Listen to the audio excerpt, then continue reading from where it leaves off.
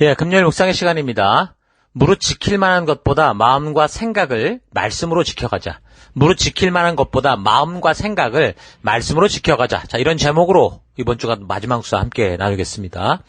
자, 어제 우리는 17장에서 다윗이 골리앗을 무너뜨리고 온 나라와 백성들 가운데 드러나며 먼저 기름 부음을 받은 사울과 같이 사명을 감당하는 것을 통해서 다윗이나 사울이나 더 나아가 우리 또한 뭔가 특별하고 대단해서가 아니라 연약하고 부족하지만 하나님만을 의지하고자 할 때 바르게 쓰임받을 수 있다라는 것을 우리가 살펴보았습니다.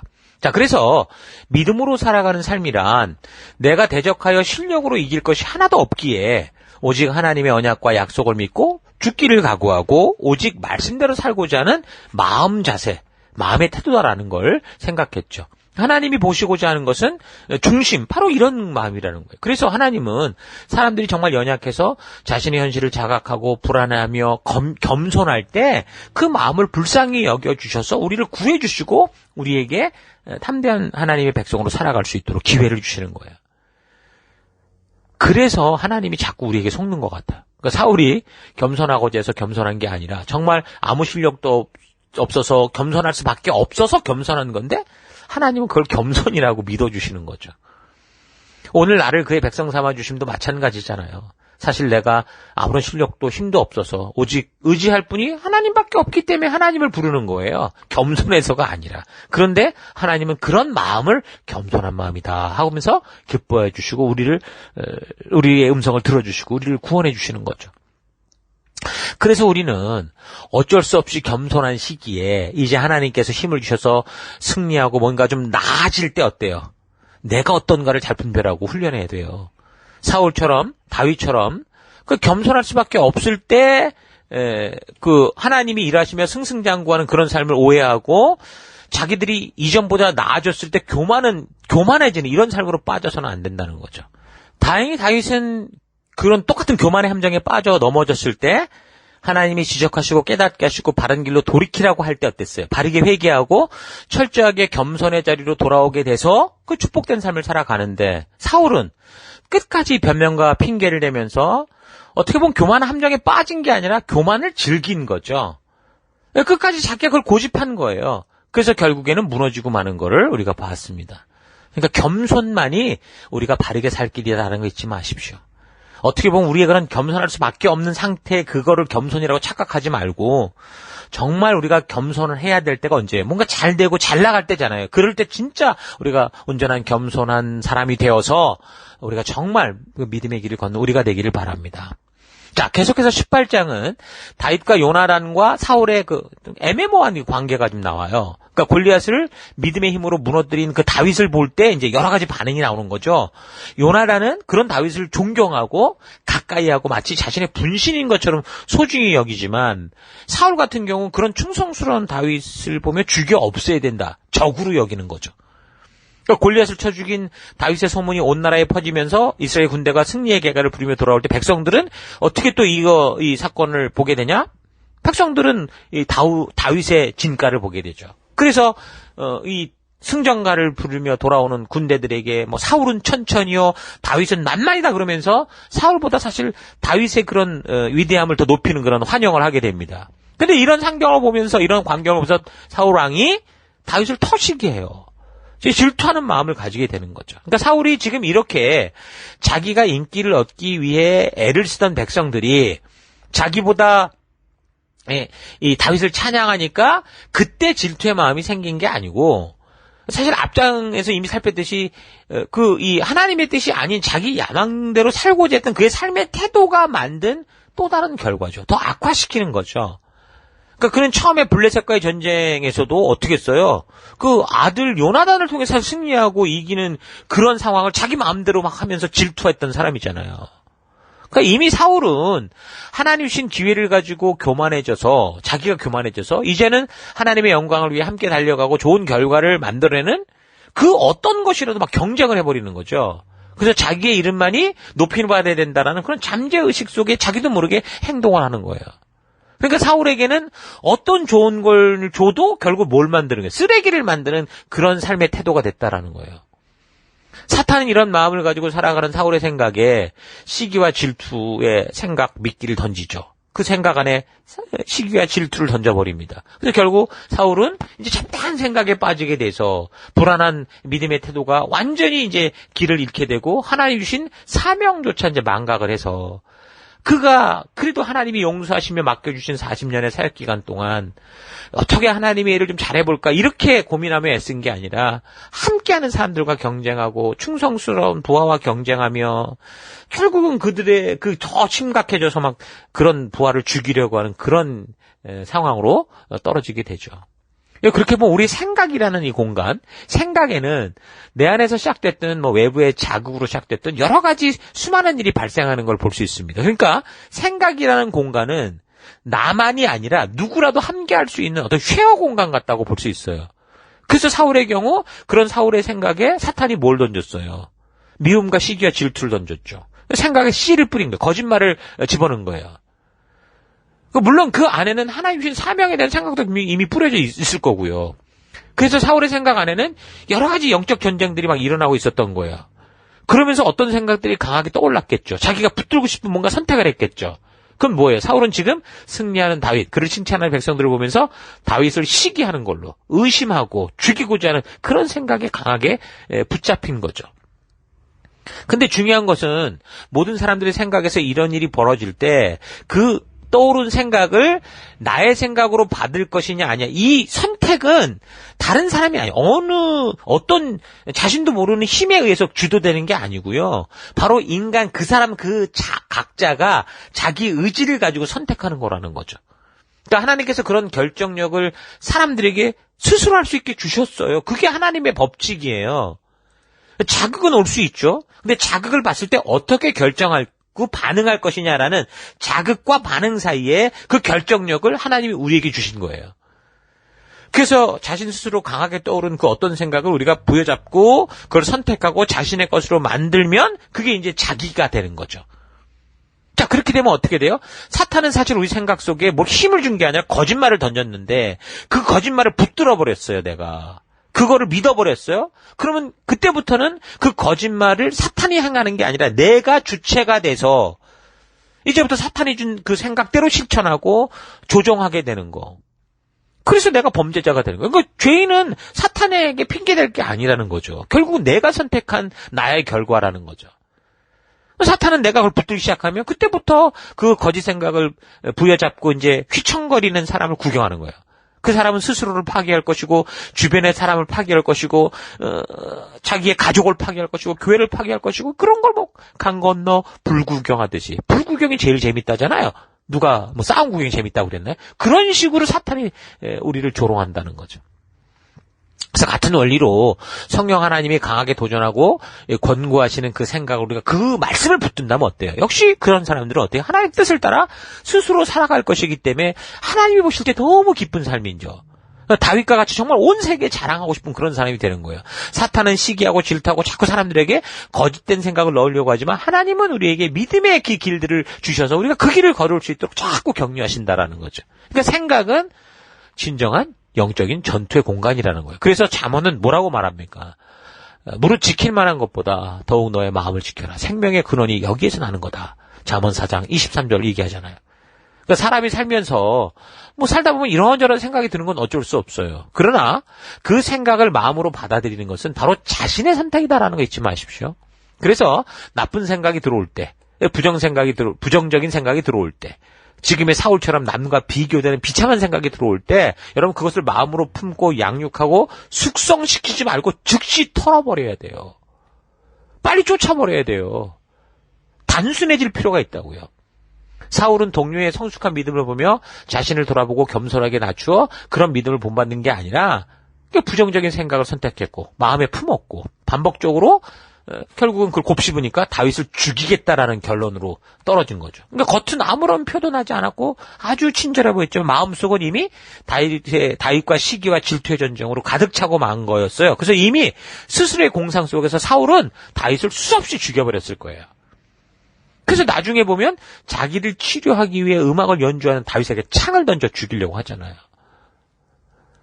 그게 그냥 그 순간에 나온 게 아니라 이미 그 생각 속에 그게 썩혀져 썩은 열매를 맺고 있기 때문에 나온 행동이라는 거예요. 반사적인 행동.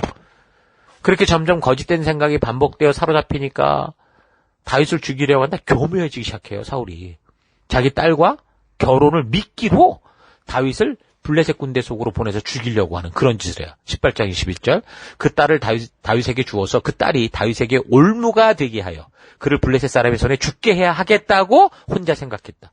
그래서 사울은 다윗에게 다시 그를 사위로 삼겠다고 말했다.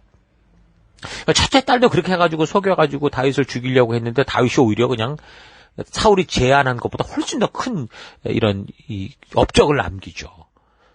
근데 둘째 딸이 이제 또 다윗을 좋아하는 것 같으니까 또 딸을 이용해서 이렇게 하겠다, 이렇게 생각하는 거예요, 지금. 나중에 보면 알겠지만, 다윗도 정욕에 사로잡혔을 때, 그 밧세바의 남편 우리야, 자기 충성스러운 부하였는데, 우리야를 죽이려고 똑같은 생각을 했어요. 그러니까, 사람들이 정욕과 욕심에 한번 사로잡히면 똑같은 짓을 하게 돼 있어요.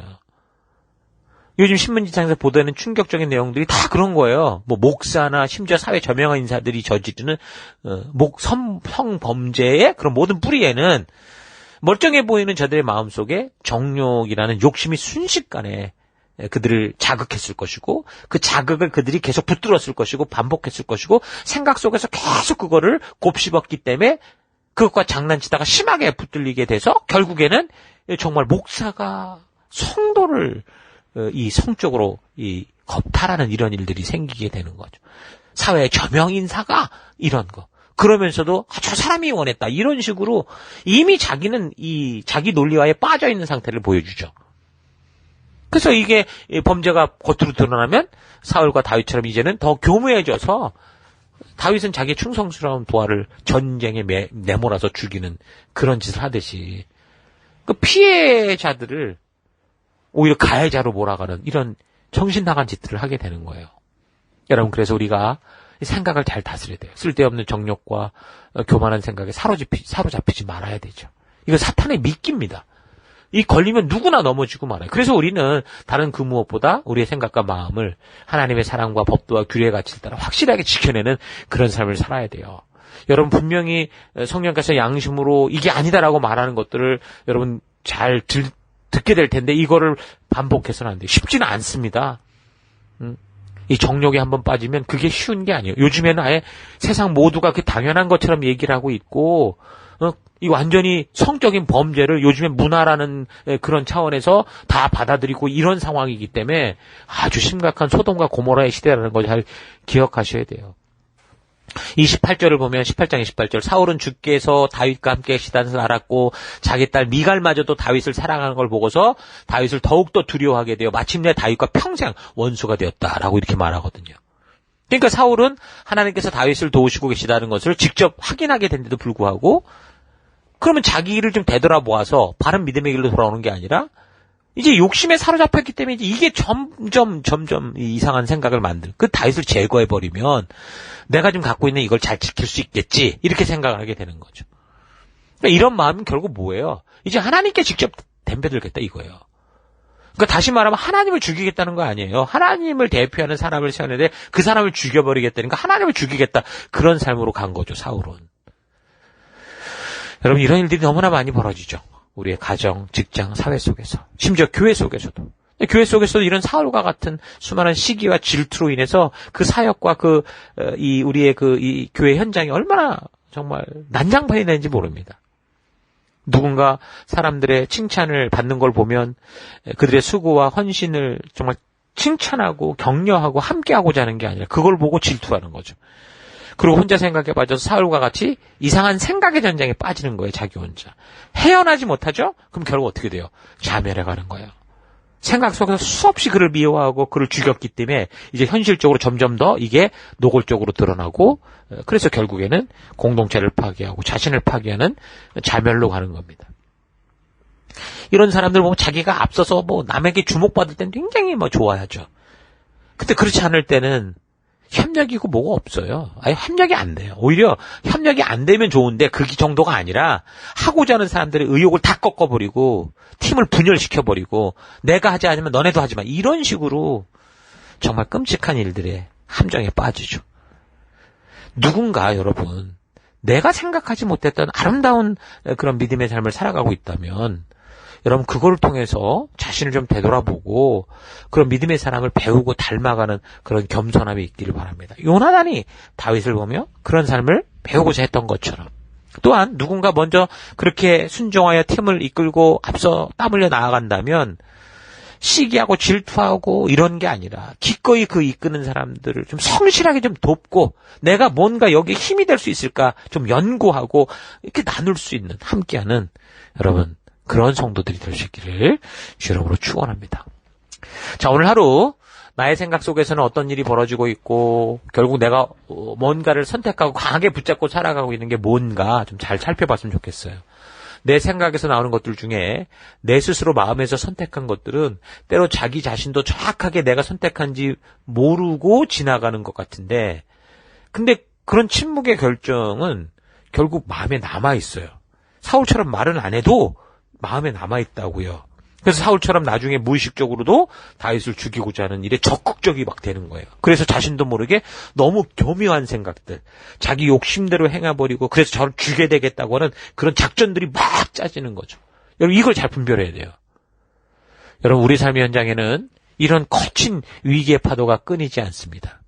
그래서 이런 파도를 통해 사탄은 계속해서 우리의 생각 속에 하나님의 진심을 오해하게 하는 거짓 생각들을 수없이 집어넣고 있죠. 그래서 하나님의 약속은 하나도 지켜지지 않는 것 같은 그런 현상만 자꾸 보게 하는 거예요. 그래서 결국 하나님이 하신 약속과 언약을 잊어버리게 하고 마치 이 험한 풍파 속에 오직 내가 혼자 서바이벌 해야 되는 것처럼 뭐 아무도 믿을 사람 없어. 하나님도 못 믿어. 이런 식으로. 오히려 하나님의 뜻대로 살면 손해야. 아무것도 아니야. 이렇게 느끼게 아주 강하게 속이는 거죠. 그래서 만약에 그런 생각을 이제 그게 자극인데 그걸 어떻게 내가 받아들이면 그때부터 사탄은 그저 스스로 내가 이제 나를 파괴하고 지체를 파괴하고 공동체를 파괴하고 침몰해 가는 걸 보면서 즐기는 그 사탄이 그런 짓을 하죠. 여러분 그래서 생각을 바르게 하십시다. 자신의 생각의 털을 하나님의 말씀으로 가득 채워야 됩니다. 그래서 사탄의 거짓된 생각이 절대로 끼어들어올 수 없도록 하나님의 진심으로 채워야죠. 혹시나 사탄의 거짓이 삐짓고 들어와도 하나님의 진리의 말씀으로 바르게 분별할 수 있도록 충분히 하나님의 마음을 마음판에 새겨 넣어야 됩니다. 늘 하나님의 신실하심을 생각하고 늘 하나님의 선하심과 사랑이 많으신 놀라운 은혜들 생각하고 진리 하나님이 깨닫게 해주신 놀라운 생각들을 날마다 때마다 생각 속에서 자신의 마음판에 새겨 넣으며 받아들여서 그래서 감사하며 살아가는 우리가 되어야 됩니다. 그렇게 마음이 하나님의 진리의 말씀으로 확고해지면 이제 다윗과 같이 살아요. 광야 속에서든 적진 속에서든 숨을 곳 하나 없는 그런 도망자로 살아가도 내가 비록 죽음의 그늘 골짜기를 다닐지라도 주께서 나와 함께 계시고 주의 지팡이와 막대기로 나를 위로해 주신 내가 두려움이 없습니다라는 그런 간증을 하며 살게 되는 거죠. 더 나아가서 내 하나님께서는 반드시 내 원수들이 보는 앞에서 내게 상을 차려주시고 내 머리에 기름 부으시어 나를 귀한 아들 되심을 열방에 선포하게 하실 것이다 라는 것이기에 내가 감사와 감격이 넘칩니다. 이런 고백까지 나아갈 수 있도록 여러분 골리앗을 만난 이 위기의 순간 하나님의 말씀의 가치를 절대 버리지 않고 지켜내는 그런 여러분 되시기를 바랍니다. 각자의 삶의 현장에서 이런 믿음의 태도를 가진다면 절대로 여러분들이 처한 상황과 환경이 여러분을 넘어뜨리지 못할 것이요 다른 어떤 누가 와도 여러분의 삶을 좌지우지하지 못할 것이고 오히려 여러분들이 그 위기와 상황과 환경을 통해 더욱더 높이 도약하는 역전의 기회가 될 것이고 여러분들이 모든 관계를 주도하는 그런 빛된 백성, 이 세상의 리더가 될 것을 여러분 축원합니다. 믿습니다. 자, 이런 하나님의 약속과 언약을 믿고 보냄을 받은 삶의 현장에서 승리의 삶을 살아가는 여러분 될 수 있기를 주의 이름으로 축원합니다. 오늘 하루도 힘내십시오. 잠시 기도하겠습니다. 하나님, 하나님의 신실한 사랑을 안오라 하면서도 부정적이고 불신적인 생각에 안주하며 살았던 것을 회개합니다. 생각할 수 있는 힘을 주신 하나님의 은혜를 기억하고 우리 생각 속에 쓸데없는 생각, 부정적이고 불신적인 생각을 담고 품는 게 아니라 믿음의 생각, 말씀으로 힘을 얻는 생각을 더더욱 풍성하게 채워가는 삶 되기 원합니다. 삶의 어떤 상황과 환경이 다가와도 주의 약속 믿고 그 말씀의 가치를 붙드는 결단을 통해 험한 풍랑 속에서도 편리를 따라 연명하는 인생이 아니라 짧고 굵게 살게 되어도 말씀의 원리를 따라 살아가는 내가 되기를 원합니다. 내게 주신 자유를 가지고 육신의 길을 삼는 게 아니라 생명을 세워가는 일에 힘쓰는 내가 되기를 원합니다. 하나님, 모든 것은 하나님이 주신 우리의 마음과 생각을 잘 다스리는 것, 그 말씀을 잘 다스리기 위해서는 오늘 말씀이 우리 가운데 있어야 된다는 거 잊지 않고 오늘 하루도 그런 말씀과 또 주의 생각 가운데 살아가는 그런 하루가 되기를 간절히 바라옵고 예수님 이름으로 기도했습니다. 아멘.